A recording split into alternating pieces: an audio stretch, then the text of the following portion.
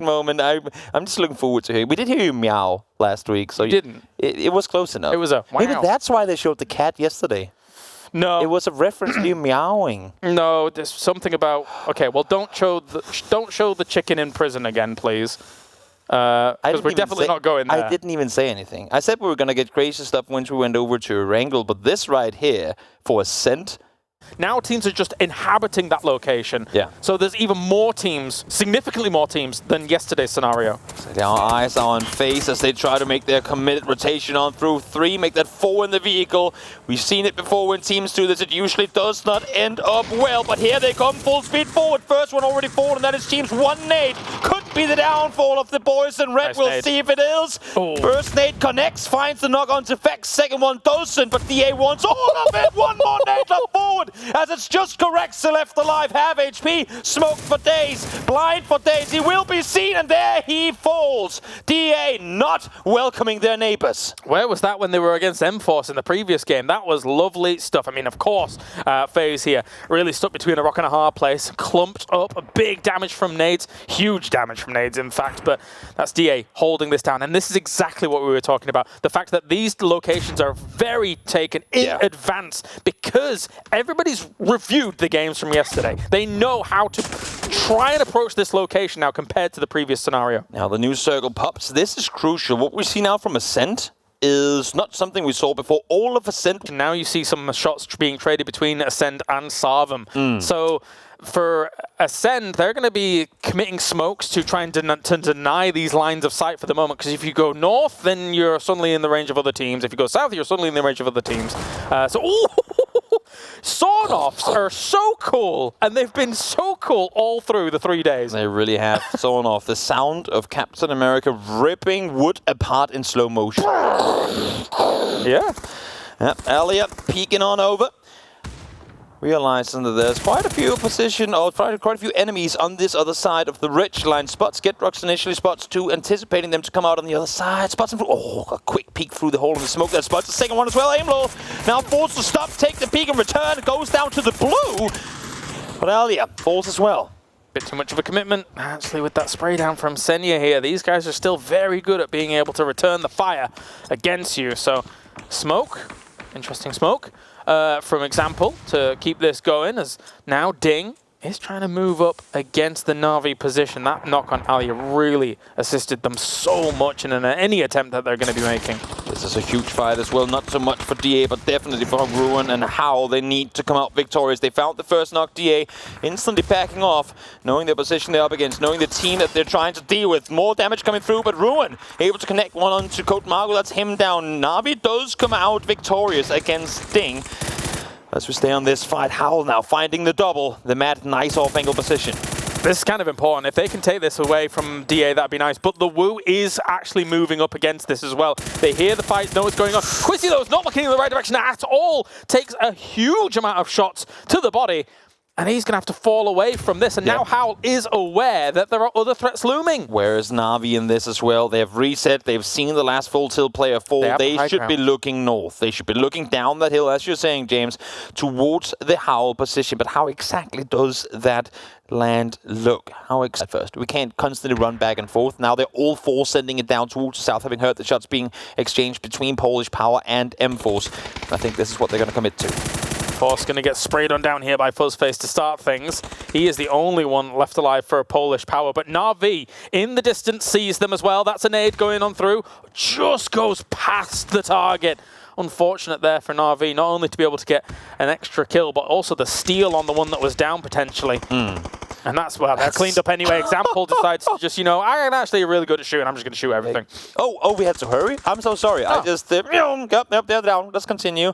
One player that's not down, though, yet, and can still do a lot of damage. Actually, 2, I should say, is Fuzz and Lou. Both still alive on the southeast side. The problem becomes for how does Lou somehow get up there undetected? We will see. Quizzy here now taking out Howl, and this is where the pinch is going to be felt because Navi is also shooting at them here from the south.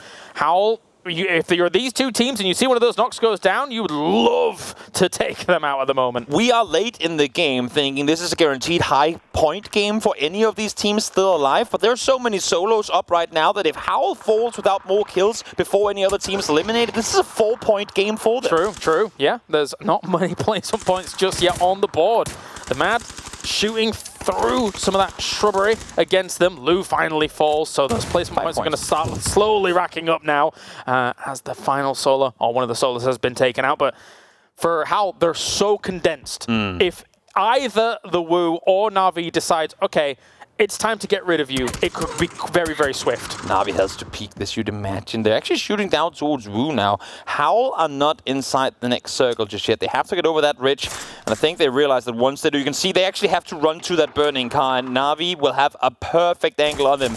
Not sure if xmpl heard footsteps down there, or if he's just sitting and holding the angle, expecting maybe Sarvim to peek across. You can see them running back. Guys, did I hear footsteps? Did Footsteps move? I'm not sure. He doesn't look like he's been moving. He's sitting very still, and here comes the shot on over. Once again, Na'Vi helping out Howl as best as they can. Yeah, I do feel like, well, you know, just shoot everything, I guess. I mean, they've already got themselves the some kills. So, yeah, exactly. xmpl himself has 5, and they're actually trying to take out people as well as steal. That goes up to 9 very quickly. Could easily be 10 in just a few moments' time, as Laz has already been knocked 2. Foss is down as well, so that is more teams out. More points guaranteed for Howl, even in a tricky position. They will fall in 5th, though, so a 7-point game. Make that a 6-point game for them in this match. But still, more than what could have happened had they fallen earlier. But Ascent, still alive. They see the first place team fall. They need to come out with a lot of points here. So far, 4 kills, but at the loss of a player. Still alive, yeah. Could have been 4 if it had not been that flex out by Brexco.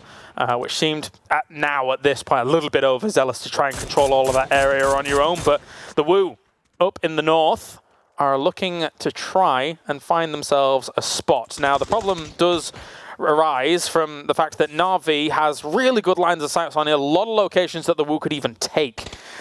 So I will be very concerned for them. I love that Ascent is starting to slowly try and flex out of this this shack, because they know 1 nade, 1 molly, that is GG us out of the equation. So trying to split it out just a little bit, while also trying to maintain as much control as possible. But they know for a fact that they are big time surrounded here. So hopefully for them, sooner rather than later, teams will start fighting one another around them. They're getting away with an amazing transition here. I'm surprised that Navi's allowed them to do that, but they are going to be kind of clutching at straws in terms of the position they have taken. It's going to be a lot of lying down. Here comes some nades.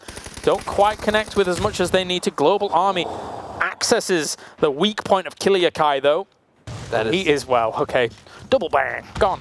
That is the player you would not want to lose there, because he was a surprise element. He was the one to weaken the team pushing up on you, that should then allow for Chris and Mika to peek out from inside the warehouse, or from the shack itself. But Na'Vi, they're feeling it. They're pushing forward. Uber spots one, finds the knock. No, he doesn't find the knock. As a matter of fact, CC coming out victorious. xmpl is there for the trade, but the blue is closing in. Honestly, I feel like for Sarvim, that angle from Na'Vi was very unsuspected, because why is anybody going around here? Like, I don't think it's exactly the right play to be making at this moment, but regardless, as they're now going to be trying to still trade against Sarvim. Ascent left. How much can they do against this? They're backfilling Wu. This could work. Wu has no reason to look behind them right now. They came out, they're using the Wu's smokes against them. You see, they're all trying to flash into this. They have no clue that Ascent has slept. They're like, what? They're not here? Where have they gone? Where have they gone? You see the confusion. It's like phantoms just suddenly disappearing, but behind you, they're going to pop out. So smart. This is terrifying. They also still have to be wary of the fact that Na'Vi is probably getting the res as well, so they'll be 3 alive. The way in which this game has moved, the teams have moved around one another, is quite surprising to me. The timing of Mika and Chris is absolute, like, as you said, phantom escape in this position. Crucial. Now, they might not win this. Oh, Mika here playing with fire here. Need to take that shot soon. Of course, they want to stay alive for as long as they can. They do not want to give up the position. They want to see Na'Vi and Wu fight. But you have to take that fight soon. Spot2 get the double careful. Chris finds the first, gets the third as well, and that is going to be Woo out. They get the kills, they get the reset opportunity, but NAVI is still here. Top 2 guaranteed. Chris, do you have it in you? Are you on fire? No, you're not. Do you get the first aid off, though?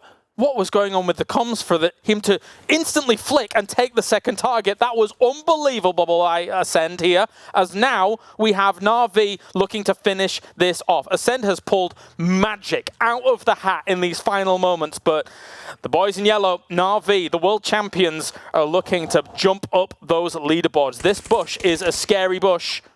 Shoot, shoot, shoot, Mika! You cannot hold it for that long. It is xmpl, and they will come out victorious. But for Ascent in this game to survive in the fashion that they did, kudos to you in a situation where they needed the points, but for NAVI as well. We talked about it as soon as that circle goes. Caesar said yesterday, NAVI, while they didn't win because they got backfilled by FaZe, they were playing that terrain so good. They were.